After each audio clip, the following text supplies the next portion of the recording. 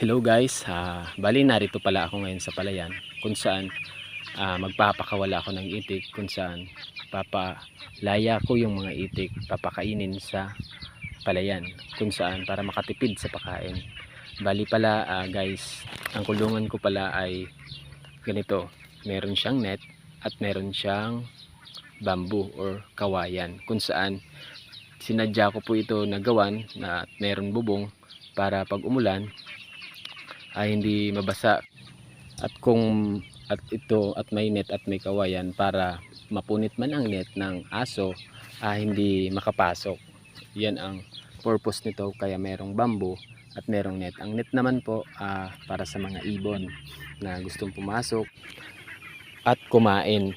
Bali po pala nung isang araw, merong ibon tulad ng uwa kung saan dumakit ng isang bibe, kung saan nakita ko nalaglag nga, namatay din naman kasi kinagat na yung leeg, putol na yung leeg. Kaya yun nga, doon na pag-isipan ko na ang gagawin ko na lang, pagbusog na ipapasok na, and then pag oras na nagugutom labas ulit para hindi mabawasan.